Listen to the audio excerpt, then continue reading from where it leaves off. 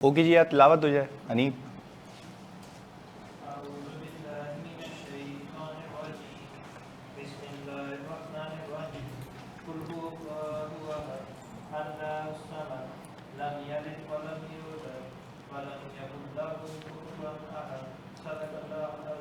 बिस्मिल्लाहिर्रहमानिर्रहीम।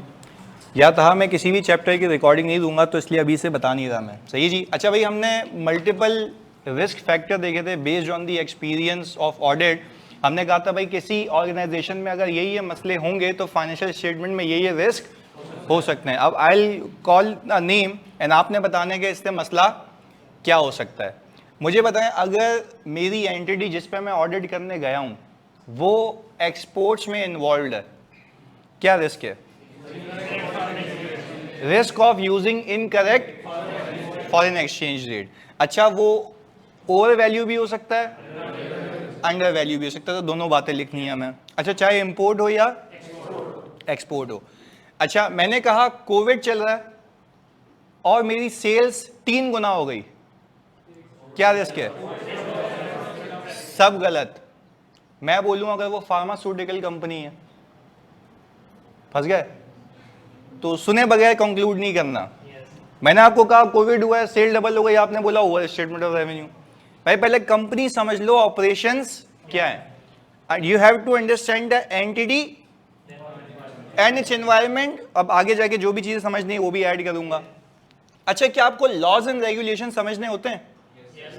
अच्छा, आपको लॉज एंड रेगुलेशन इसलिए समझने होते हैं क्योंकि वहां से कुछ नॉन कंप्लायंसेस की चीजें निकलती हैं जो कि कंपनी को अप्लाई करनी होती हैं। तो आप जिस भी कंपनी का ऑडिट करने जाएंगे उस पर कौन कौन से कायदे कवानीन लगते हैं आपने ये देखना लाजमी है। अच्छा, हाईली रेगुलेटेड एनवायरनमेंट तो वैसे भी ज्यादा लाजमी है।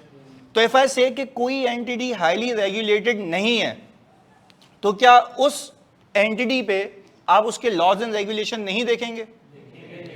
देखेंगे। पर सर एक मसला है। मसला ये है कि भाई देखेंगे समझेंगे, पर अगर कोई मेरी ऐसी एंटिटी है जो कि हाईली रेगुलेटेड, उस पर फोकस ज्यादा होगा क्योंकि वहां पे पेनल्टी के चांसेस ज्यादा होंगे। अच्छा, पेनल्टी के चांसेस ज्यादा होने का मतलब यह है कि एक तो पेनल्टी है तो risk of under statement of penalty expense.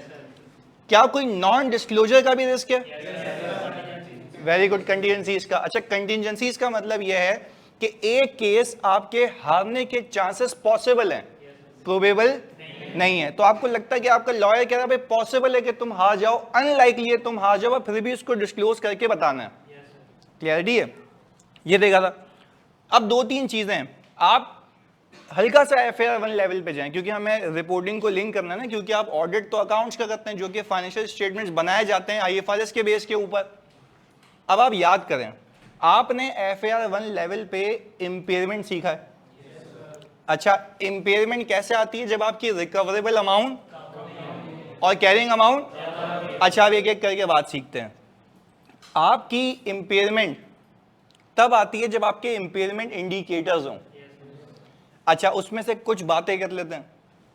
अगर आपने एक प्लांट खरीदा और वो XYZ रीजन की वजह से डैमेज हो गया, तो क्या ये इस बात का अंदेशा है कि आपका एसेट इंपेयर्ड है? अंदेशा है। मैं कह रहा हूं अंदेशा इसलिए क्योंकि ऐसा लगता है कि भाई मेरे एसेट की अब वो रिकवरेबिलिटी नहीं रहेगी। तो अगर आप कोई इदारे का ऑडिट कर रहे हैं जहां पे आपको पता लगे कि जहां पे ये फैक्ट्री सिचुएटेड है वहां पे फ्लड आ गया था या वहां पे आग लग गई थी, तो देयर इज अ पॉसिबिलिटी कि आपका वो प्लांट भी जल गया हो, तो वहां पे क्या risk of impairment of PPE भी आता है? तो जैसे हालात वाकयात होंगे वैसा उसका इंपैक्ट होगा। यहां तक क्लैरिटी है? एक और चीज सुने। हमने कहा पहले तो यहां पे लिख लेते हैं कि भाई इंपेयरमेंट ऑफ PPE के ऊपर आपने कहा पहला PPE क्या हो गया भाई? डैमेज हो गया। अब 2-3 चीजें और आपको सवाल देगा, वो आपको PPE का अच्छा खासा अमाउंट देगा, आपकी बैलेंस शीट में आपको दिख रहा होगा। आपने कहा सही है भाई PPE है, पर आपको फाइनेंशियल इंफॉर्मेशन ऐसी देगा कि हर साल उसका रेवेन्यू गिर रहा है, डिक्लाइनिंग ट्रेंड के ऊपर है रेवेन्यू। अच्छा, डिक्लाइनिंग ट्रेंड के ऊपर है। अब जरा बात समझिएगा, जब आप लोगों का रेवेन्यू डिक्लाइनिंग ट्रेंड के ऊपर है और नीचे वो लिख के दे कि आपकी प्रोडक्ट्स मार्केट में एज सच बिक नहीं रही हैं। अच्छा, आप जरा फोकस होकर सुनना ये सारे फैक्टर्स। हमने कहा आपका जो रेवेन्यू है वो है डिक्लाइनिंग ट्रेंड पे,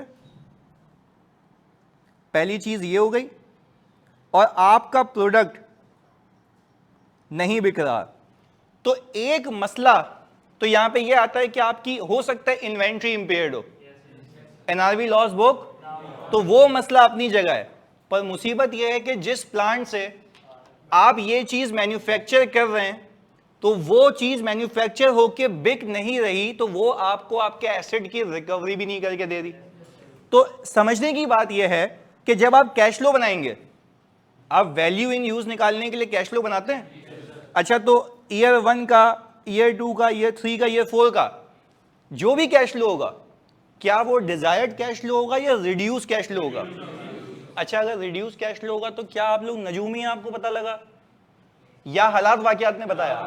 अच्छा, तो देयर इज अ रिस्क कि आपका पीपी क्या हो चुका है, इंपेयर हो चुका, पर वो हालात वाकयात की वजह से। अब आप किसी क्लाइंट पे गए, आप क्लाइंट को देख रहे हैं, वो आपको देख रहा है, आप बोल रहे मुझे तेरा पीपी इंपेयर्ड लगता है। तो भाई क्यों लगता है यार? बोले क्यों लगता है भाई, सेल्स भी सही जा रही है, सब सही जा रहा है, तो पीपी इंपेयर्ड नहीं। हाँ, आप ये देखें कि सेल्स आपकी कंटिन्यूअसली डिक्लाइनिंग ट्रेंड के ऊपर है and the entity is facing difficulty in selling it's inventory, तो इस बात का अंदेशा है कि आपका एसेट आपको वो वैल्यू रिकवर करके ना दे पाए। लॉजिकल बात है यार, आप कहते हैं कि मेरी अगर रिकवरेबल अमाउंट कैरिंग अमाउंट से ज्यादा है, तो अगर रिकवरेबल अमाउंट कैरिंग अमाउंट से ज्यादा है तो मैं कहता हूं मेरा एसेट इंपेयर्ड नहीं है। पर वंस मुझे ये शक हो जाए कि मेरी कैरिंग अमाउंट ज्यादा है और हो सकता है उससे आने वाली रिकवरी कम हो, तो देयर इज अ रिस्क कि my asset might have been impaired. अच्छा, इस चीज का पे हल क्या होता है जरा सुनना। जब ऑडिट करना सिखाऊंगा तो बड़ी इंटरेस्टिंग बातें होंगी इसमें। आप क्लाइंट को कहते हैं आप जरा मुझे कैश फ्लो प्रोजेक्शन बना के दें। क्या बना के दें? अच्छा, एक तो तरीका ये है ना कि मैं मार्केट में जाके उस एसेट की fair value less cost to sell देख लूं, वो तो कम है, वैसे ही ढुका हुआ है। हम कह रहे हैं चलो फिर भी इंपेयरमेंट से बचना चाहते हो तो आप वैल्यू इन यूज निकाल लें। वैल्यू इन यूज निकालने के लिए वो मुझे क्या बना के देगा? Cash flow projection. Cash flow projection में रेवेन्यू, कॉस्ट वगैरह सब आ रहा होगा, जिसमें आपको IAS 36 की बातें याद आनी चाहिए, जिसमें हम रिसीवर्स नहीं लेते, ऐसा कोई खर्चा नहीं लेते जो एसेट की लाइफ को इनहांस करे, उसको एज इट इज हालत में देखना है, और आप प्री टैक्स रेट यूज करेंगे उसको डिस्काउंट करने के लिए। तो वो सारी चीजें तब करेंगे ना जब वो आपको चीजें फराहम करेगा। तो क्या आपका शक गलत है? शक बिल्कुल। अच्छा, अब एक बात समझिएगा, आपने इस इदारे का ऑडिट किया और आपने ये रिस्क आइडेंटिफाई नहीं किया। मैं कह रहा हूं तसव्वुर करें, आपने इस इदारे का ऑडिट भी कर लिया, आपने रिपोर्ट भी दे दी, आपने बोला सब सही है, एक क्वालिटी इंस्पेक्टर आया आईकैप से या ऑडिट ओवरसाइट बोर्ड का एक ऑडिटर आ गया, उसने बोला अब आप ऑडिट कराएं कि आपने कैसे ऑडिट किया था, क्योंकि आपके ऊपर भी तो चेक एंड बैलेंस है ना, तो वो भी रेगुलेटर देखेगा। आपकी फाइल खुलवा ली, उस फाइल में उसको पीपी के ऊपर काम हुआ देखा, हमने मजे से डेप्रिसिएशन रिकैलकुलेट किया हुआ था, हमने एडिशंस की वाउचिंग भी की हुई थी। एडिशंस की वाउचिंग का मतलब ये है कि जो भी एसेट खरीदे गए उसकी इनवॉइसेस देख ली, फिजिकली जाके देख लिया एसेट मौजूद है या नहीं है, ये सारे काम किए। क्या ये काम करने चाहिए थे? यस, ये बिल्कुल करने चाहिए थे। आपसे रेगुलेटर ये पूछ रहा है भाईजान इंपेयरमेंट पे क्या काम किया? आप बोले इंपेयरमेंट कहां से आ गई भाई? वो कहेगा भाई अक्ल के दुश्मन, आप फाइनेंशियल्स तो देखें, इसका पीपी आप नॉर्मल तो यूज कर रहे हैं, वो यूजेज की वजह से तो कम हो रहा है, but the fact is that कि वो कम होना चाहिए था एक और वजह से। वो वजह क्या है? इंपेयरमेंट। तो उसकी जो वैल्यू डिमिनिश हुई है आफ्टर यूजेज, वो कहां गई? तो हम बोल रहे हैं कि भाई ये रिस्क हमें तो पता ही नहीं, ये तो क्या होता है। आपने बोला भाई आपने क्या इंपेयरमेंट इंडिकेशंस नहीं करी? आपको ये नहीं पता कि इंपेयरमेंट इंडिकेटर होते हैं तो मैनेजमेंट को इंपेयरमेंट असेस करनी है। तो आप बोलेंगे हाँ मैनेजमेंट असेस करेगी ना, जिम्मेदारी उसकी है। तो आप बोलेंगे भाई जिम्मेदारी तो उसकी है, पर ऑडिट करने की जिम्मेदारी किसकी है? अगर उसने नहीं की थी तो आपको कहना चाहिए, उसने करवानी है उसने वो वैल्यूएशन, और अगर वो वैल्यूएशन ना करे तो फिर आपको सबूत नहीं मिल रहा, फिर आप ये रिपोर्ट में रिपोर्ट करते हैं ना। अब तो गलती पे वो नहीं है, गलती पे आप हैं। तो मुझे एक बात बताओ, क्या रिस्क आइडेंटिफाई करना बहुत अहम है? मैं तो सिंपल ये बात कह रहा हूं यार कि अगर तुमने रिस्क आइडेंटिफाई नहीं किया तो सही तरीके से ऑडिट देखो एक तो होता है घटिया ऑडिट, जो बंदा जाता है बेसिक प्रोसीजर करके आ गया, इनवॉइस देख ली, डेप्रिसिएशन कैलकुलेट कर लिया, ये नॉर्मल ऑडिटर होता है। असल दिमाग वाला ऑडिटर वो होता है जो टेक्निकली साउंड हो, उसको पहले से ही पता हो इश्यूज कहां कहां हो सकते हैं। अब जैसे तुम, वो तो पब्लिक इंफॉर्मेशन में बता सकता हूं, मैं पीटीसीएल का ऑडिटर हूं ना, पाकिस्तान टेली कम्युनिकेशन लिमिटेड। अच्छा, पीटीसीएल क्या करता है? इंटरनेट प्रोवाइड करता है और लैंडलाइन, ऐसा ही है ना? आप कहते हैं लैंडलाइन प्रोवाइड करता है। अच्छा, पीटीसीएल का बिजनेस इससे वे बियॉन्ड है, जो तुम्हारी सोच से कहीं दूर है। एग्जाम्पल, तुम लोगों को जब फेसबुक का पासवर्ड चेंज करते हो हमेशा नौबत आती होगी, ऐसा ही है ना? कभी ना कभी तो होता होगा पासवर्ड चेंज कर लेता हूं। सुनो, जब पासवर्ड चेंज करते हो फेसबुक का तो वन टाइम पासवर्ड आता है। वो तो जो ओटीपी जनरेट होता है ना फेसबुक की तरफ से, वो इनके चैनल के थ्रू होता है। इसको हम कहते हैं एलडीआई का लाइसेंस है इनके पास। ये क्या करते हैं, वहां से जो मैसेज आता है वो इनके एलडीआई पे ट्रांसमिट होता है, ये फिर रेलेवेंट नेटवर्क पे ट्रांसमिट करते हैं और फिर आपके मोबाइल पे आता है। और फिर जब आप वापस से उसका रिप्लाई करते हैं, यानी फॉर एग्जांपल आपका वन टाइम पासवर्ड आप डालते हैं ना उसमें, और फिर वो भी कुछ सेकंड्स का, तो उसके बाद वो क्या हो जाता है, एक्सपायर हो जाता है। तो इसके ऊपर पीटीसीएल जो फेसबुक वाले उनसे डॉलर्स में चार्ज करता है पर एसएमएस। अच्छा, आप कहेंगे सर वो क्यों चार्ज करता है? क्योंकि उसने पाकिस्तान का नेटवर्क यूज किया, और किसके जरिए यूज किया? अच्छा, अब बात समझिएगा, ये तो मैं ऑडिटर हूं ना, तो मैं तो बहुत हाई लेवल की बात बता रहा हूं जो मैं रिस्क देखता हूं अपने लेवल से, और तुम इंशाल्लाह जब आगे आओगे तो तुम इस लेवल पे या कैलिबर पे पहुंच ही जाओगे कि तुम्हें समझ आएगा बिजनेस। अब एक बेवकूफ ऑडिटर है जो सिंपल बोलता है भाई लाइन बिछी हुई है, इंटरनेट आ रहा है, बिलिंग हो रही है। मेरा सोचने का तरीका अलग है। मैंने क्या सोचा, मैंने बोला ऐसा भी तो हो सकता है कि इस इदारे ने रेवेन्यू बुक किया हो जबकि एसएमएस ना आया हो। क्या रिस्क गलत है? अच्छा, ये रिस्क मुझे पता है कैसे समझ आया, जब मैंने इदारे के बिजनेस को समझा। मैंने इदारे के, अगर आपने बिजनेस में ये वाली स्ट्रीम ही नहीं समझी तो आपको रिस्क ही नहीं पता लगेगा। तो कहने का, समझाने का मतलब है कि you need to understand the entity और उसका बिजनेस, कि उसके ऑपरेशंस क्या हैं। तो आप अगर एक अच्छे ऑडिटर है ना, तो आप क्या करेंगे, जैसे मान्या कह रही हैं सर एक और बात बताते, भाई मुझे बात सुने, इस पीटीसीएल का इस रेवेन्यू स्ट्रीम पे, अच्छा मैं जब रेवेन्यू पे आपको उतारा है ना, इसलिए क्योंकि आपके कोर्स में आईएफआरएस 15 है FAR 2 में, और जिसने अभी तक FAR 2 नहीं किया तो ये मेरा वादा है कि मैं उसके सारे एक्सपेक्ट्स ऑफ रिस्क साथ साथ कवर कराऊंगा। जिसने FAR 2 किया वो ऑब्वियसली उसको एज होगा, जिसने नहीं किया वो साथ साथ कवर कर लेगा। तो हम रेवेन्यू वाली साइड पे आ रहे हैं कि रेवेन्यू के रिलेटेड और क्या रिस्क हो सकते हैं। एक तो बेवकूफाना बात यह है कि ओवर स्टेटमेंट ऑफ रेवेन्यू का रिस्क है, पर वो ओवर स्टेटमेंट ऑफ रेवेन्यू के रिस्क की वजह क्या है? वजहें बहुत सारी हो सकती हैं। एक कॉम्पिटिटर का आना वजह हो सकती है, ऐसा है ना भाई, कॉम्पिटिटर का आना वजह हो सकती है, वो तुमने देखा भी है, वो तुमने डिस्कस भी किया है। मैं उसके अलावा वजूहत बता रहा हूं। मैंने आपको क्या कहा, मैंने पीटीसीएल का बिजनेस समझा, उसमें एक बिजनेस स्ट्रीम यह है कि अगर आपको वन टाइम पासवर्ड आता है तो वो किसकी तरफ से आता है? पीटीसीएल के नेटवर्क की तरफ से, और वो ट्रांसमिट करता है यूफोन के, टेलीनॉर के या XYZ जैस के टावर्स पे। तो वो उसका रेवेन्यू चार्ज करता है किससे? फेसबुक से। अच्छा, बीइंग एन ऑडिटर, आपका जो मसला है वो ये, ऐसा हो सकता है कि रेवेन्यू रिकॉर्ड हो गया हो जबकि एसएमएस ना आया हो। तो क्या ये रिस्क मेरा गलत था? क्या शक मेरा गलत है? अब इसको ऑडिट करने के तरीके हैं वो आगे बताऊंगा कि इसको हमने ऑडिट कैसे किया, हमने इनकी कंट्रोल टेस्टिंग की, हमने सिस्टम्स देखे, उसमें जो भी प्रोग्रामिंग हुई है वो ये बताती है कि जब तक मैसेज यहां पे ट्रांसमिट नहीं होगा तब तक system revenue record, system automatic record करता है, यानी मैनुअल इंटरवेंशन उसमें है ही नहीं। तो ये बात प्लीज सुनिएगा, ये वाली बात अगर मैं ऑडिट ही नहीं करता तो कल को कोई अक्लमंद ऑडिटर आ गया और मुझसे पूछने लगा कि भाई तूने इस पे क्या काम किया, हो सकता है कि रेवेन्यू बुक हो गया जबकि एसएमएस ना आया हो, तो मैं बोलूंगा भाई मैंने सिस्टम पे टेस्टिंग की है पूरी, अपने आईटी एक्सपर्ट को लेके गया था जो कि आईटी की प्रोग्रामिंग आती है, मैंने उसे चेक करवाया।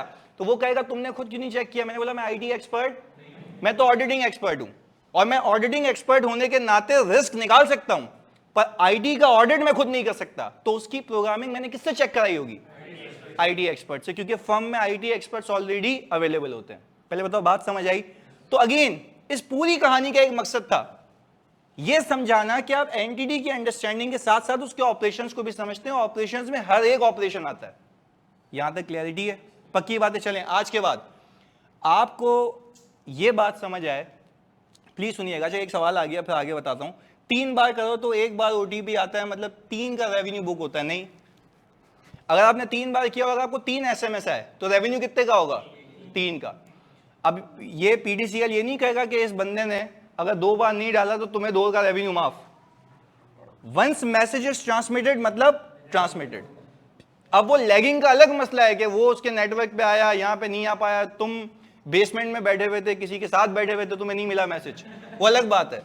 पर कहने का मतलब ये है कि वंस अगर आपने ट्राई किया और आपको 3 बार अटेम्प्ट हुई और 3 बार, अच्छा बाज़ औक़ात ऐसा होता है कि जैसे कभी हमारे पास जो ईवाई के सॉफ्टवेयर है ना, उसके लिए आपको ईवाई के सिस्टम से कनेक्ट करने के लिए 1 टाइम पासवर्ड आता है मोबाइल पे, ताकि कोई और एक्सेस, लेट्स से अगर मेरा मोबाइल या मेरा जो लैपटॉप है वो ऐसे ही ओपन है, तो if you are going to access it, मेरे पास यहाँ पे ओटीपी आएगा।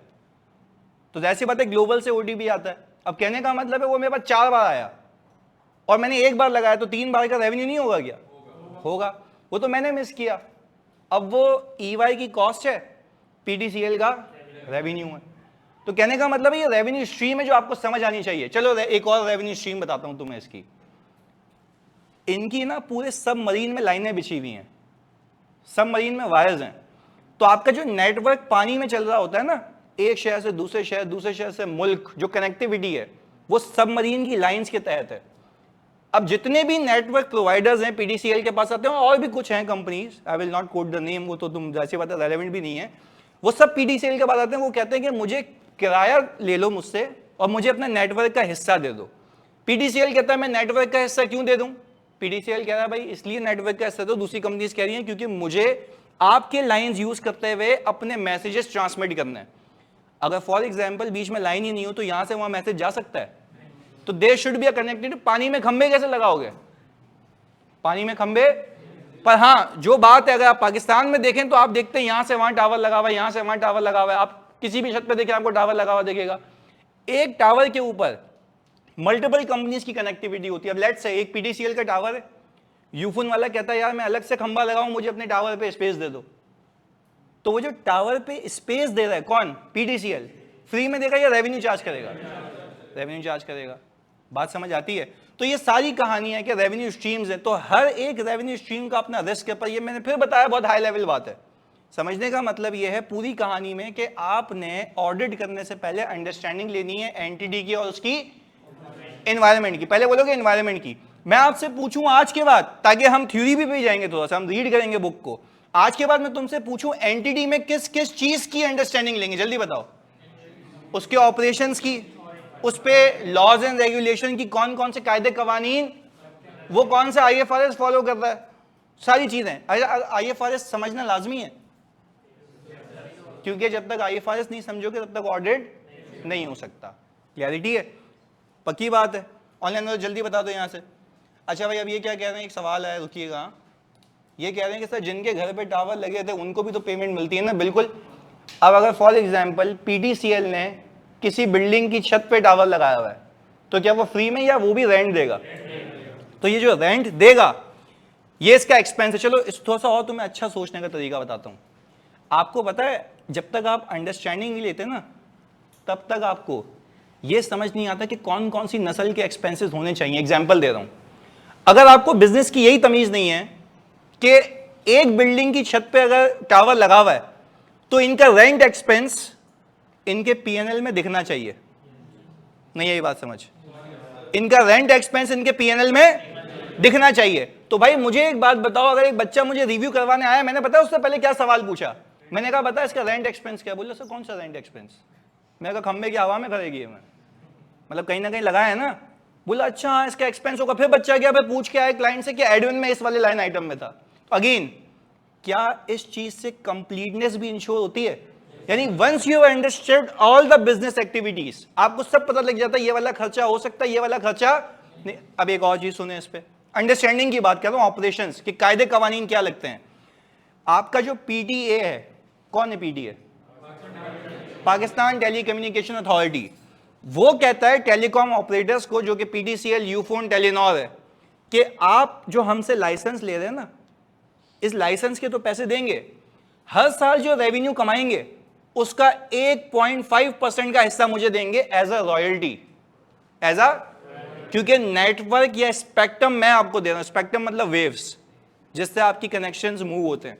वो तो क्या है, मैंने जब ऑडिट किया था, करना शुरू किया था, तो मैंने रिसर्च की थी बड़ी इंजीनियरिंग वाली, उससे पता है मुझे। सुनना, अच्छा अब आप जब इस कंपनी का ऑडिट कर रहे हैं, आपके दिमाग में क्या होना चाहिए कि ये 0.5% का एक्सपेंस दिखना चाहिए।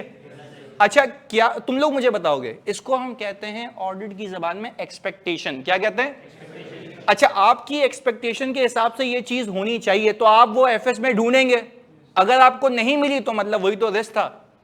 तो अगेन आपको रिस्क कैसे पता लगता है? जब आप समझते हैं, किस चीज को समझते हैं? ऑपरेशंस को, उसके ऊपर कौन से कायदे कवानीन, वो क्या क्या बिजनेस कर रही है, ये सारी चीजें। एक और चीज सुने, क्या आपको यह पता होना चाहिए कि इदारा इक्विटी फाइनेंस है या डेट फाइनेंस है? अगर डेट फाइनेंस है तो फाइनेंशियल्स में क्या होना चाहिए? Interest expense. और एक और चीज सुने, आपको यह पता होना चाहिए अगर इक्विटी फाइनेंस है तो उसके ओनर्स कौन कौन से हैं। एक बात समझिएगा, मैं इसलिए कह रहा हूं क्योंकि आपको पता लगे कि ये कंपनी का मालिक जरदारी है, तो दोस्त चार्ज विद गवर्नेंस भी बेहतरीन होगी, मैनेजमेंट भी बेहतरीन होगी, और आपका ऑडिट भी बेहतरीन होगा। क्या करना चाहिए? इस ऐसी कंपनीज का ऑडिट एक्सेप्ट, और अगर फिर भी आपको लॉ एंड रेगुलेशन या रेगुलेटर कहता है, तो आपने जो ऑडिट में काम करना होगा वो कम करना होगा या बहुत ज्यादा, और आपको कोई चुनने मुन्ने जूनियर लगाने होंगे या एक्सपीरियंस टीम मेंबर जो कि फ्रॉड को देख पाए, समझ पाए, पकड़ पाए। ये सारी ऑडिट स्ट्रेटेजी होती है। अगेन अच्छा, ये जो मैं एक एक करके आपको बातें बता रहा हूं नहीं, आपकी बुक में लिखी हुई है, पर मैं अलॉन्ग विद उसको प्रैक्टिकलिटी लिंक कर रहा हूं। वापस से कोई आपसे पूछे इदारे में क्या समझेंगे, उसके ऑपरेशंस, उसके ऊपर लॉज एंड वो अकाउंटिंग किस तरीके से करता है, टैक्स के लॉज कौन से लगते हैं। अच्छा टैक्सेशन क्यों समझनी है? टैक्स एक्सपेंस के लिए कि उसका टैक्स कैलकुलेट।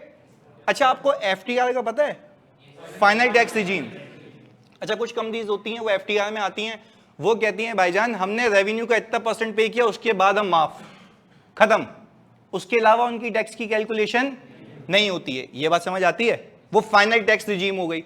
अच्छा अब आप अगर इतने बेवकूफ हैं कि आपको उस पर कायदे कवानीन क्या लग रहे हैं, और वो जो है नॉर्मल टैक्स निकाल के बैठा हुआ है, अपनी डिडक्शंस क्लेम करके बैठा हुआ है, तो उसने तो टैक्स एक्सपेंस कम बुक किया। तो बच्चों जब उसने टैक्स एक्सपेंस कम बुक किया तो वो तुम्हें कैसे पता लगा? असेस किया, आपने असेस किया आपको। अच्छा जब ये हरकत की भी हुई ना उसने, आप क्लाइंट के पास जाएंगे, आप बोलेंगे भाईजान आप पे ये कवानीन लगते ही नहीं है, आप नॉर्मल टैक्स रिजीम का पार्ट है ही नहीं, आपको क्या लगाना चाहिए? Final tax. तो आप फाइनल टैक्स रेवेन्यू पे 1%, 5% जो भी बनता है उसको देके फारिग करें, खत्म आपका टैक्स।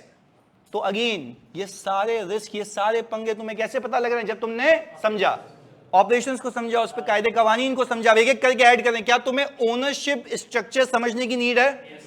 अच्छा ओनरशिप स्ट्रक्चर का मतलब यह है कि उसके मालिक कौन है, और अगर मालिक में ऐसे लोग हैं जो कि रिलायबल नहीं है, जिन पे कोई नैब के केसेस चल रहे हैं, तो क्या तुम्हारी विजिलेंस कम होनी चाहिए? ज्यादा। तो तुम्हारी रिस्क असेसमेंट भी ज्यादा, तुम्हारी स्ट्रेटेजी भी चेंज होगी। ये सारी चीजें सिर्फ इसलिए होती हैं ताकि तुम स्ट्रेटेजी डिवाइस करो कि तुम्हें लोग कितने लगाना है। बात क्लियर है? तो ये भी बात समझ आती है। अच्छा फिर आखिर बात, जैसे एक बच्चे ने सवाल पूछा, मुझे एक बात बताओ, अगर मैं ये सोच लूं कि भाई ये इक्विटी फाइनेंस है, ये डेट फाइनेंस है, तो डेट फाइनेंस इसलिए ना, अच्छा एक और भी चीज़ है, हाँ ये बात नहीं समझा तो बहुत स्लो बताता हूँ। इक्विटी और डेट फाइनेंस आपने इसलिए भी देखना होता है क्योंकि आपको याद है डेट टू इक्विटी रेशियो, बाज होगा। देखो अगला वही है जो मैं तुम्हें बताता हूँ ना, यहाँ पे आते हैं फिर सिखाता हूँ तुम्हें, अगला वही है। डेट टू इक्विटी फाइनेंस का मतलब ये है कि एक रेशियो आता है कि कंपनी के अंदर कितना डेट है। अच्छा अब एक चीज सुनना, जब कंपनी को लोन मिलता है किसकी तरफ से? बैंक की तरफ से। तो बैंक लगाता है कुछ कंडीशंस, बैंक लगाता है। अच्छा जो बैंक कंडीशन लगाता है ना, उसको हम कहते हैं डेट कोवेनेंट्स। क्या कहते हैं भाई? डेट कोवेनेंट्स, यानी लोन देने की शर्तें। अच्छा बैंक कहता है कि भाईजान आपका जो डेट टू इक्विटी रेशियो है, सही है जी, वो होना चाहिए कोई 40:60, ये होना चाहिए। अच्छा हमने कहा भाई बैंक ये क्यों होना चाहिए? बैंक कह रहा है इसलिए ताकि तुम और मजीद डेट में मुलविस ना हो, और ऐसा ना हो कि मेरे पैसे देने के बजाय अपने भी ठोक दो और दूसरे बैंक के भी। अच्छा फिर बैंक से मैं पूछता हूं मासूमाना सवाल, अगर ये मैं ब्रीच करूं तो क्या होगा? तो फिर इमीडिएट पे होगा, तो फिर अच्छा फिर मैं ऑडिटर हूं, अब मैं ऑडिटर बन गया। अच्छा पहले यहां तक बताओ, कहानी क्लियर है? ऑनलाइन वालों जल्दी बताओ, बात क्लियर है? जल्दी बताओ सारे बच्चे, क्लियर है? हमने कहा हमने डेट टू, अच्छा अंडरस्टैंडिंग चल रही है, थ्योरी चल रही थी, फिर प्रैक्टिकलिटी पे ले आया। थ्योरी क्या है? आपने जो है फाइनेंसिंग स्ट्रक्चर समझना है। इक्विटी कितना है, डेट कितना है। अच्छा इक्विटी कितना है, डेट कितना है, ये समझने क्यों लाजमी है वो सिखा रहा हूं। आप जब डेट लेते हैं तो बैंक क्या करता है, कंडीशंस लगाता है, उसको कहते हैं डेट कोवेनेंट्स। मैंने बैंक से पूछा अगर ये मैं ब्रीच करूं तो क्या होगा? उसने बोला भाईजान आपको पैसे फौरन पे करने होंगे। मैंने कहा अच्छा, अब मैं ऑडिटर बन गया। ऑडिटर सोच रहा है अगर इसने फौरन पैसे पे करने हुए तो इसके पास तो पैसे थे ही नहीं, इसलिए बैंक के पास गया, और अगर इसका डेट इमीडिएटली रीपेएबल हो गया तो ये कंपनी बंद हो जाएगी, क्योंकि ये डेट मिला होगा कंपनी को एसेट्स को गिरवी रख के। तो क्या आप कंपनी के एसेट्स बिकेंगे? हाँ या नहीं? तो अपनी पेमेंट इन्फोर्स कराने के लिए कंपनी के एसेट्स बेचेगा। अब एक एक करके फौरन से सुनना, जब वो अपनी कंपनी के एसेट्स बेचेगा तो ये कंपनी, अंग्रेजी में कह रहा हूं, गोइंग कंसर्न नहीं रहेगी। सही, ये नया वर्ड लिया है। गोइंग कंसर्न का मतलब यह है कि कंपनी चलती भी नहीं दिख रही। कंसर्न मतलब कंपनी, गोइंग मतलब चलती हुई। तो क्या आपको ये चलती हुई कंपनी दिख रही है? तो क्या आप नजूमी, आपको पता लगा? आप बोलेंगे डेट कोवेनेंट ब्रीच हो गए, डेट कोवेनेंट। अच्छा अब सुकून से तुम्हारे लेवल पे आ गए। किसी सवाल में देखो कि कंपनी ने डेट लिया हुआ है, लोन लिया हुआ है, तो क्या वहां पे डेट कोवेनेंट ब्रीच होने का रिस्क होगा? ये सिखाना चाह रहा था पूरी कहानी में। तो तुम्हें कंपनी में डेट है या नहीं है दो तरीकों से पता लगेगा। जब उसके फाइनेंसिंग को समझोगे कि उसमें डेट कितना है, इक्विटी कितनी है, रेशियोज कैलकुलेट करोगे। पहले बताओ ये बात क्लियर है? ओके जी। यानी गोइंग कंसर्न का इशू कब आ सकता है? मैं कहता हूं आया नहीं है, आ सकता है जब आपके पास कंपनी में डेट इन्वॉल्व हो और उसके ब्रीच होने के खदशा हो। तो आप कभी भी किसी सवाल में देखें कि डेट आया हुआ है और डेट टू इक्विटी रेशियो इतना अच्छा नहीं है, तो आप कहेंगे कि there is a risk of breach of debt covenants, there is a risk of breach of debt covenants. क्या ये, तुम खुद बताओ यार, अगर तुम किसी कंपनी का ऑडिट करने जा रहे हो, हर कंपनी में जिसमें लोन मौजूद है, क्या वहां पे ये रिस्क होगा? अच्छा एक तो मैंने तुम्हें ये बता दिया ना, डेट टू इक्विटी का 40:60 का ये जो भी रेशियो है, ये तो मैंने हाइपोथेटिकल बनाया है। बाज़ औक़ात कंपनीज कहती हैं भाई 30:70 होना चाहिए। ये किसकी डिस्क्रिशन है?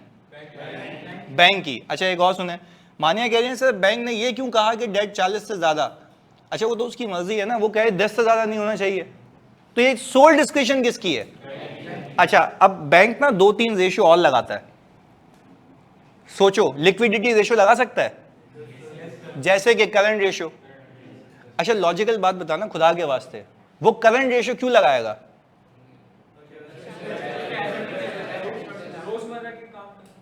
नहीं, अब यूं करें, देखो इसको सिंपल यूं कहते हैं कि करंट एसेट्स जो है ना, वो वाले पैसे होते हैं जो इमीडिएटली आपने पे करने होते हैं। तो वो ये चाहता है कि मेरे पैसे नहीं फंसे, जो करंटली मुझे पे करना है वो मुझे मिल जाए, क्योंकि करंट लायबिलिटीज में उसकी इंस्टॉलमेंट आ रही होगी और करंट एसेट्स में वो एसेट्स आ रहे होंगे जो रियलाइजेबल होंगे। तो वो ये देखना चाहेगा कि भाई मेरे तो 2 गुना एसेट्स तो इसके पास होने चाहिए ताकि मेरे पैसे दे पाए। तो वो कहेगा भाई आपने 2:1 का रेशियो, मैंने कहता 2 टाइम्स करना है, 3 टाइम्स करना है, यानी जितना वो ज्यादा रखेगा बैंक उतना सेफ है। एक और चीज बताओ, क्या बैंक इंटरेस्ट कवर रेशियो की कंडीशन लगा सकता है कि आपका profit before interest and tax कितने टाइम्स इंटरेस्ट पे कर सकता है? अच्छा ये क्यों कर रहा है वो? ताकि आप इतना कमा लें कि उसको पे कर पाए। चलो अब बात से बात निकली है तो एक और बात सिखाता हूं, अगर ये बात तुम्हें पिक हो जाए। पहले बताओ यहां तक क्लियर है? ओके अब एक सवाल आया, सर ऐसा भी हो सकता है ना कि गवर्नमेंट खुद नोटिस दे दे कि ये जगह वेकेट करें, जैसे मुनाल इस्लामाबाद, वो भी तो गोइंग कंसर्न नहीं है ना भाई। इन्होंने कहा जैसे मुनाल है, अगर तुम उसको कंपनी तस्वुर करो और गवर्नमेंट कह रही है तुम इल्लीगल जगह पे थे, यहां से निकल के शार्ड हो जाओ, तो क्या गोइंग कंसर्न का मसला आ गया? यस बिल्कुल आ गया कि खत्म हो रहा है, बर्बाद हो रहा है, अनलेस कि कहीं और खोल ले ऑपरेशंस। तो जगह चेंज हो रही है, कंपनी बंद नहीं हो रही, वो अलग कहानी है। पर कहने का मतलब ये है कि गोइंग कंसर्न तो 10,000 वजहों से आ सकती है मसले, पर उसमें से एक मसला आपका डेट है। चलें इससे बात से बात निकालते हैं, क्योंकि अगर 1-2 महीने का रिकवर ना करो तो रिकवर हो जाए, इसलिए इंटरेस्ट कवर रेशियो बिल्कुल ऐसा ही। चले अब एक और चीज सुने, जब किसी कंपनी में डेट है तो डेट कोवेनेंट्स के ब्रीच होने का चांस है, तो गोइंग कंसर्न का भी रिस्क है। मुझे ये लगता है, आपको भी लगना चाहिए नहीं लगना चाहिए, अभी डिसाइड करते हैं कि आपकी ना क्लासिफिकेशन ऑफ करंट एसेट्स का भी फर्क आएगा, रिस्क होगा। क्यों रिस्क होगा? क्योंकि सारे करंट में आ जाएंगे ना, लॉन्ग टर्म में रहेगा नहीं अगर कोई कंसर्न का इशू। नहीं, वो नहीं, आप बात समझें वापस से।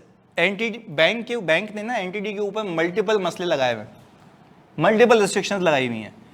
आपको क्या लगता है कंपनी कोशिश करेगी कि अपने नॉन करंट एसेट्स को भी, पहली चीज, एक चीज हो गई। दूसरी, अपनी नॉन करंट लायबिलिटीज, जो करंट लायबिलिटीज है ना, उसको नॉन करंट में फेंक देगी। क्यों? कोवेनेंट ब्रीच ना हो। पहले तो बात समझ आई। देखो कहने को तो मैं आपको ये बोल के निकल जाता कि भाई डेट कोवेनेंट ब्रीच होने का रिस्क है तो गोइंग कंसर्न का मसला, भाई उसकी इंप्लीकेशंस भी देखो क्या होता है। अब मैं तुम्हें मजे की बात बताता हूं, जितनी कंपनीज के मैंने ऑडिट किए जहां पे डेट कोवेनेंट्स होते हैं वहां पे ये 2 नंबरी हुई होती है। मैं तुम्हें एग्जांपल देता हूं, आपने अपने सप्लायर से एडवांस लिया हुआ है, सप्लायर कह रहा हूं कस्टमर से, शॉर्ट टर्म होना चाहिए लॉन्ग टर्म? Short term. आपने अपने कस्टमर से एडवांस लिया, आप उसको सर्विसेज देंगे, रेवेन्यू बन जाएगा इमीडिएटली। अच्छा, मैं रिव्यू कर रहा था बच्चे का, वो रिव्यू करवाने आया, मैंने बोला भाई ये बताओ कि लॉन्ग टर्म एडवांसेस में क्या आ रहा है? लॉन्ग टर्म एडवांसेस लायबिलिटी में आ रहे थे। उसने बोला सर ये लॉन्ग टर्म एडवांसेस वो हैं जो कस्टमर्स ने डिपॉजिट रखवाए हुए हैं। अच्छा, वो ये जो शब्द बोल रहा है ना, वो ये क्लाइंट के शब्द हैं। क्लाइंट ने उसको बोला कि लॉन्ग टर्म डिपॉजिट रखवाते हैं वो लोग ताकि जो है हमसे रिलेशन बना के रखे। मैंने कहा भाई ये तो मेरे को नहीं समझ आता, रिलेशन बनाने के लिए पैसे दे रहा था, क्या करवा रही है, इधर सुनना। अच्छा, फिर मजे की बात है, जब मैं एनालिटिकली देख रहा था ना तो पिछले साल से इतने सारे कम भी हुए थे, फिर वापस आ गए थे, डेट आ रही होती ना लेजर में। मैंने कहा भाई दिस इज समथिंग फिशी, मुझे नहीं समझ आ रहा। अच्छा, मेरे दिमाग में चल रहा था कि डेट है तो हो सकता है कि करंट से नॉन करंट लायबिलिटीज में फेंक दिया हो। अच्छा, मैंने उससे पूछा भाई जरा इसकी निकालो तो इनवॉइस। अच्छा, मैंने कहा ये जो एडवांस है ना, एक काम, अच्छा तुम ऑडिट प्रोसीजर सुनना कैसा मजे का किया मैंने, ये कहीं लिखे हुए तो नहीं है, ये आपका दिमाग है जो आपने अप्लाई करना है। मैंने बोला मुझे खाली एक काम करो, जनवरी का ना इनका लेजर उठा, जनवरी का मतलब ईयर एंड के बाद। मैंने कहा देखो ये एंट्री जनवरी में रिवर्स हो रही है। बोले सर इससे क्या होगा? मैंने कहा जो कह रहा हूं वो करो, जाओ जनवरी का लेजर लेके आया, यानी ईयर एंड के बाद। अच्छा, ईयर एंड के बाद के लिए मैं तो टेस्टिंग कर रहा हूं ना, वो तो मुझे देगा। अच्छा, जैसे ही जनवरी का लेजर उसने खोला ना इसका, उसने बोला सर ये सारे रिवर्स हो रहे हैं। और मैंने कहा रिवर्स हो के क्या बुक हो रहा है? देखो, बोल रहे सर इनकम रेवेन्यू। बोला सर ये क्यों किया आपने? मैंने कहा मैं ये देखना चाहता था ये शॉर्ट टर्म है यार। मैंने कहा ये तो बात पकड़ में आ गई, इन्होंने खुद रिवर्स किया है। मैंने कहा जा बुला के लाया क्लाइंट को बुला के लाया। वो बोला जी सर क्या हुआ? मैंने कहा भाई आपने ये जो हरकत की हुई है ना, करंट को नॉन करंट में चिपकाया है। बोले ये आप कैसे कह सकते हैं? मैंने स्क्रीन घुमाई, मैंने कहा ऐसे। मैंने कहा क्यों, क्या कह रहे हैं आप? मैंने कहा भाई आपने एक तो शॉर्ट टर्म जो आपको एडवांस मिला हुआ है रेवेन्यू के अगेंस्ट में, आपने इसको किस में रखा हुआ है? तो बोला नहीं मेरा अंदाजा था, एस्टिमेट था कि ये मैं सेल नहीं करूंगा, अगले साल कर दी। मैंने कहा एस्टिमेट था ना, प्लीज सुनना, एस्टिमेट था ना, कब था ये? 31 दिसंबर से पहले। मैंने कहा आज तुम्हें पता है कि वो एस्टिमेट गलत था, क्या अकाउंट्स क्लोज हुए? उसने बोला मैंने कहा सही करो, एडजस्टिंग इवेंट है, फंस गया। अच्छा, अब ये सारी चीजें समझ आ गई ना उसको, अब वो फंस गया। मैंने कहा तुम कह रहे हो एस्टिमेट, अच्छा वो मेरे को टोबी कराने क्या आया था, एस्टिमेट प्रोस्पेक्टिव जाएगा। मैंने कहा ये एस्टिमेट किया कब था? सुनो कब बोला उसने? 31 दिसंबर से।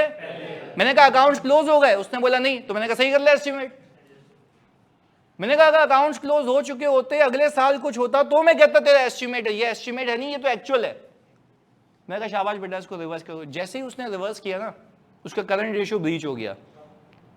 अब हमने क्या, अच्छा ब्रीच हो गया, अब हमने उसको कहा कि भाईजान अब लेटर लिखो बैंक को कि हमसे ये मस्ती हुई है, अब आप बताएं आप क्या करना चाहिए। प्लीज सुनना, ये पूरी कहानी सुनो, बड़ी इंटरेस्टिंग है ये। अब उसने बोला कि भाई अब मुझे बैंक बताओ, ये मुझसे हो चुका है। पहले बताओ ऑनलाइन वालों, आप सब ये कहानी समझ आई? अच्छा, इस तरीके की मैनिपुलेशंस होती हैं। देखो अब तुम मुझे बताओ, ये अगर मसला मैं नहीं सोचता तो क्या कभी यहां तक पहुंच पाता? नहीं।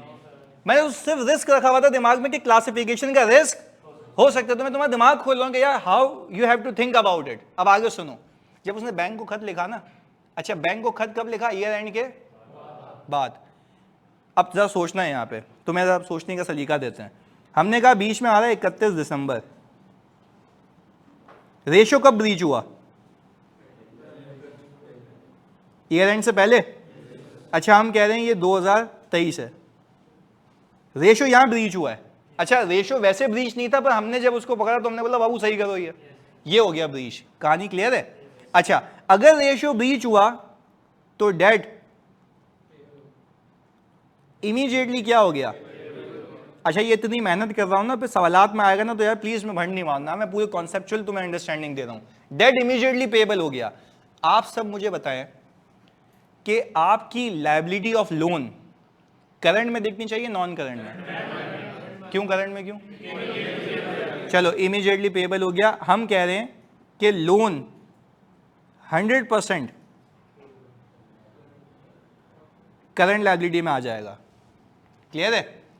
अच्छा ये क्या कह रही है मानिया सर, रेशियो ब्रीच हो के कम हुई है ज्यादा? कम हो गई ना, ज्यादा हो गई तो वो तो पागल थोड़ी ना वहां पे फेंकता उसको, सही है, कम हो गई रेशियो। इधर चलिए भाई, इसने बैंक को लेटर लिखा, प्लीज सुनिएगा। अच्छा बैंक को लेटर लिखा इसने कोई 2 जनवरी को, हमने कहा सही है भाई 2 जनवरी को खत चला गया। बैंक ने 15 जनवरी को कहा ओके नो इशू। हाँ हाँ होता नहीं, रिलेशन मेंटेन करने के लिए वाकई होता है ना। वो बोलेगा अभी पैसे मांग लूं, मेरा आगे का इंटरेस्ट मारा जाएगा ना, तो वो तो बिजनेस रिलेशन होता है। पर मैंने कहा भाई मैं तो ऑडिटर हूं, मुझे तो सबूत चाहिए। अच्छा मैं जिससे पूछूंगा ना वो बताएगा, बीच में नहीं बोलना कोई, सही है, फोकस के साथ। ये बताओ अब क्या लायबिलिटी करंट में आएगी नॉन करंट में? नॉन करंट में। एक सवाल का जवाब हो गया, सही है, बहुत फोकस के साथ, बिल्कुल चुपचाप। ऑनलाइन में तो तुम बता सकते हो लायबिलिटी करंट में आएगी नॉन करंट में? नॉन करंट में। नॉन करंट, नॉन करंट जानी, नॉन करंट, नॉन करंट। मैं बोल रहा हूं करंट में आएगी। नहीं सुनो, कंडीशन एग्जिस्ट करती थी ईयर एंड पे। ईयर एंड पे तुम कह रहे हो, बात समझना, ईयर एंड पे तुम डिफॉल्ट में थे तो तुम्हें IS 1 कहता है, IS 1 है, IS 37 नहीं, ये बेवकूफी होगी। IS 1 कहता है कि अगर ईयर एंड पे तुम्हारे डेट कोवेनेंट्स ब्रीच थे तो उस दिन, क्योंकि बैलेंस शीट बनती है एज एड की, बैलेंस शीट बनती है, ये इतना कॉम्प्लेक्स केस है, तुम्हारी सोच है, ये आ गया ना एग्जाम में दिमाग खराब कर देगा तुम लोगों का।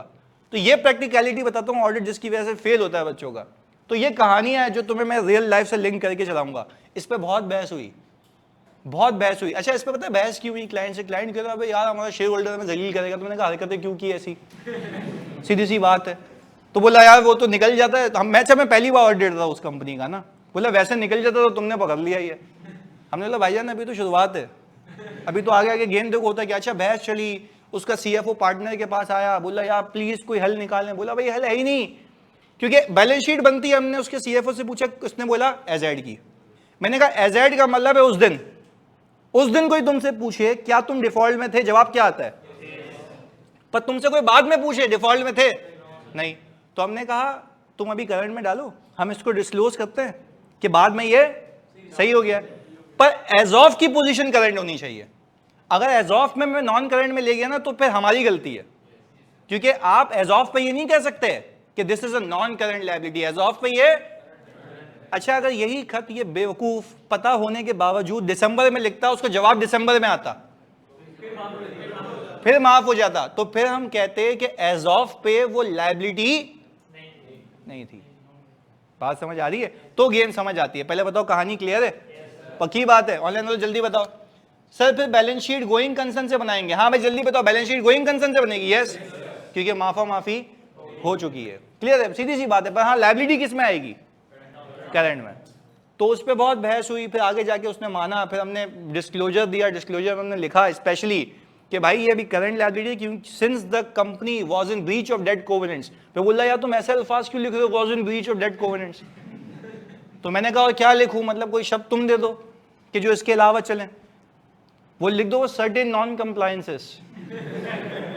मैंने कहा भाई IS 1 कहता है कि स्पेसिफिकली बताना है और ये भी बताना है कि कौन सा डेट कोवेनेंट ब्रीच किया है। वो पता है क्या कह रहा है मुझे, फाइनेंस मैनेजर वहां का, CFO बोल रहा है यार अगर तुम ये लिखोगे ना कि हमने करंट रेशियो ब्रीच कर दिया है, तो शेयर होल्डर मुझे इस बात पे जलील करेंगे कि तुमसे जो है वर्किंग कैपिटल मैनेज नहीं होता। तो मैंने कहा नहीं होता, क्या कर सकते हैं? तो खैर जाहिर सी बात है वो जलील हुआ, डायरेक्टर भी जलील हुए, हम भी उस एजीएम में बैठे हुए थे, मजा आया। पर खैर उसके बाद जो ये है कि उसके बाद कभी भी उसने ना मतलब बदतमीजी नहीं की। बदतमीजी इन द सेंस कि मैं खुद बोलता था जानी कोई मसला है यहाँ पे बता दे, बोलता यार सच बता रहा हूँ यही है, खुद ही इंसान का बच्चा बन के काम किया। खैर पहले बताओ कहानी समझ आती है? Okay ji sir, can we say कि नॉन गोइंग कंसर्न पे एफएस बनेंगे? नहीं, गोइंग कंसर्न पे बनेंगे ना। नॉन गोइंग कंसर्न का मतलब है तबाह बर्बाद हो गई। अभी मैं क्यों कह रहा हूं गोइंग कंसर्न है? क्योंकि माफी हो चुकी है। क्लियर है? अच्छा एक और मजे की बात, going concern non going concern में एक और तमीज तहजीब सीखता है, बस फोकस होकर सुनना। मान लो कि डेट इमीडिएटली पेएबल है और बैंक माफ नहीं करता, वो बोलता पैसे चाहिए, तो करंट में तो वैसे भी था। अब सवाल किस चीज का आ गया? गोइंग कंसर्न का, कि गोइंग कंसर्न है या नहीं है। ये बात क्लियर है? गोइंग कंसर्न है। अच्छा देखो, गोइंग कंसर्न जब देखते हो ना तो आप देखते हो अगले 12 महीने कंपनी चल पाएगी। तो ईयर एंड पे एज ऑफ पे जब बैलेंस शीट बना रहे हो तो आप ये कह रहे हो ना अगले 12 महीने कंपनी सर्वाइव कर सकती है, तो आप सही है, आप जो है गोइंग कंसर्न है। अब उलट केस सुनो, बैंक ने मना कर दिया, लायबिलिटी तो एनी केस क्या थी? करंट। यहां तक क्लैरिटी है? आगे कहानी सुने। हुआ क्या? बैंक ने माफ नहीं किया। लाजमी नहीं है कि बैंक अगर माफ नहीं करे तो कंपनी वाकई डूब गई, उसके पास ऑल्टरनेटिव प्लान हो सकता है। अच्छा ऑल्टरनेटिव प्लान क्या? सुनना, यही मैनेजमेंट शेयर होल्डर के पास गई, उसने बोला भाई ये हमसे भंड हुआ है, कंपनी आपकी है, आपको जो सजा देनी है दे दें पर हमें बचा लें। शेयर होल्डर कहता है भाई हमारे पास बहुत पैसा है, कोई मसला नहीं है, मैं अपने ब्याज पे तुम्हें कैपिटल दूंगा, यानी और इक्विटी इंजेक्ट करूंगा, और इक्विटी इंजेक्ट करूंगा। ये कौन कह रहा है? Share holder. तो ये शेयर होल्डर ने तसल्ली दी कि मैं इक्विटी इंजेक्ट करूंगा। अच्छा शेयर होल्डर जैसे ही पैसा डालेगा वो किसको दे दिया जाएगा? बैंक को। क्या कंपनी गोइंग कंसर्न है? यस गोइंग कंसर्न है। गोइंग कंसर्न है ना, कंपनी चलती रहेगी। अब उसके एसेट्स ये सिखाना चाह रहा हूं। अब देखो केसेस कैसे कैसे आ सकते हैं, ये हो गया तो ये हो गया। अच्छा पर इस पे हमें भी काम करना होता है। एग्जाम्पल है, शेयर होल्डर खुद भूखा नंगा है, वो कह रहा है कि भाई मैं पैसे दूंगा, उसके बाद खुद पैसे नहीं है, जो थे इसी में लगाए हुए यही डूब गए। अच्छा तो होता क्या है इस केस में? हमें करना होता है उसकी वेल्थ स्टेटमेंट मंगवाते हैं हम। किसकी? हम कहते हैं आपका प्लान है ना मैनेजमेंट, हमें तो एविडेंस दें कि क्या उसकी इतनी पेइंग कैपेसिटी है, तो हम कहते हैं उसकी वेल्थ स्टेटमेंट मंगवा लो। जब वो रिटर्न फाइल करता है तो उसमें क्या उसने अपने असास से ये वेल्थ स्टेटमेंट डिक्लेयर की होगी? यस। हम उसके देखेंगे अगर उसकी वेल्थ स्टेटमेंट इतनी सफिशिएंटली है कि वो पैसे देने के लायक है, और वो लिख के दे दे कंपनी को कि in case of any funding I am here available as and when needed, तो क्या मेरा रिस्क सही हो गया? यस। तो अभी भी कंपनी गोइंग कंसर्न है। तो ये तुम्हें क्लियर करना इसलिए लाजमी है कि तो ऐसे नहीं कि तुमने देखा कि डेट कोवेनेंट ब्रीच हुआ तो कंपनी नॉन गोइंग कंसर्न है, आप बोलेंगे risk of non going concern है। क्या है? पहले बताओ यहां तक बात क्लियर है? पक्की बात है? हम कह रहे हैं कि देखो यार फर्क है गोइंग कंसर्न ना होने में और रिस्क में, एक लाइन है। आप अभी डेट कोवेनेंट के बेस पे क्या ये कंक्लूड कर रहे हैं कि गोइंग कंसर्न नहीं है, या रिस्क है? रिस्क है। हसन आदिल कह रहे हैं sir going concern simple words में बताएं। भाई अभी सिंपल वर्ड्स में बताते हैं तुम्हें, सुनो। हमने कहा कि भाई सिंपल, प्लीज सुनना। अभी भाई अभी तुम घर से निकले क्लास लेने के लिए, दूध लेने के लिए, दही लेने के लिए, तुम गोइंग कंसर्न हो, सही है। अल्लाह ना करे रास्ते में तुम्हारा एक्सीडेंट हो गया, रास्ते में तुम्हारा एक्सीडेंट हो गया, और मतलब इतने बुरी तरीके से ढुके तुम कि डॉक्टर कह रहा है कुछ भी हो सकता है। नहीं कुछ भी हो सकता है, risk of going concern, risk. Doctor ने कहा भाईजान ये फारिक, नॉन गोइंग कंसर्न। पहले बताओ ये एग्जांपल समझ आती है? यही कंपनी की हालत है। यानी अगर डॉक्टर कहता है कि भाई अगले ही लम्हे ये चल के शुरू हो जाएगा भागना, फिर से दूध लेने जाएगा, दही लेगा, भाग के वापस आएगा, गोइंग कंसर्न। अच्छा आप सुनना है, जैसे ये आगे बोला आ गया तो सुनो फोकस के साथ, एक मिनट फोकस के साथ वापस सुनना। भाई हम सिंपल जबान में बात कर रहे हैं, इजीएस्ट वे इसको समझने का ये है कि कंपनी या बंदा अगले 12 महीने चल पाएगा। अब हमने कहा लेट से तुम चरस वरस लगाने बैठ गए, नशे कर रहे हो, बाहर बैठ के तुम्हें कैंसर हो गया, एग्जाम्पल हो सकता है भाई, कुछ भी हो सकता है। कैंसर हो गया, डॉक्टर के पास लेके गए, डॉक्टर कह रहा है कि मसला है, या तो है या नहीं है, रिस्क है, रिस्क है ना। डॉक्टर ने कहा कि भाई ले जाओ भगाओ, फिर चरस से पिलाओ, कोई मसले वाली बात नहीं है, क्या हो गया, गोइंग कंसर्न। क्लियर है? डॉक्टर ने कहा कि भाई अभी मसला है, दवाई देंगे सही हो जाएगा, पर ये वाली दवाई चाहिए, तो क्या हम देखेंगे दवाई आ सकती है? यस। अगर दवाई आ सकती है और आ जाएगी, श्योरिटी है, तो फिर गोइंग कंसर्न। भाई अब तो नहीं भूलोगे, पक्की बात है। चलें जी। अच्छा नहीं मैं ऐसे ही कह रहा हूँ यार। अच्छा जी भाई पहले बताओ, आसान बात, क्लियर है? जल्दी से, एटलीस्ट हम लोग गोइंग कंसर्न नहीं भूलते। अलीशा कह रही है वो कभी नहीं पूछेगा आपने। नहीं भाई पूछे यार। अच्छा वो कह रहे हैं आसान भाई की वजह से कॉन्सेप्ट और क्लियर हो गया।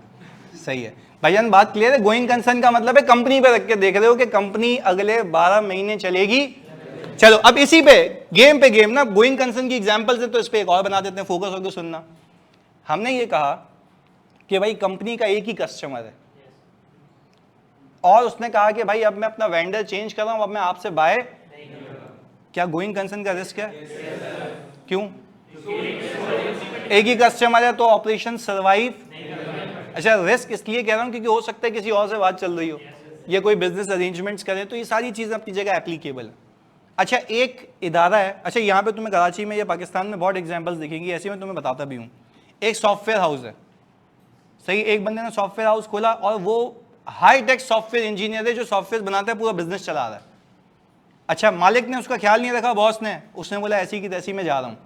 इसको हम कहते हैं की पर्सनल। क्या कहते हैं? अच्छा अगर आपका कोई की पर्सनल जिसकी अलावा इदारा ना सर्वाइव कर पाए तो क्या still there the risk of going concern? Unless के you are able to replace that person with a key resource already you have, तभी तो हम कहते हैं बैकअप अरेंजमेंट चल रही होती हैं। तो कहने का मतलब ये है कि इदारा इन चीजों का ख्याल रख रहा होता है। अगेन ये सारी चीजें आपको तब पता लगेंगी जब आप रिस्क असेस करेंगे। पहले बताओ कहानी समझ आती है? पक्की बात है। चलिए ये तो हो गए आज तक के रिस्क।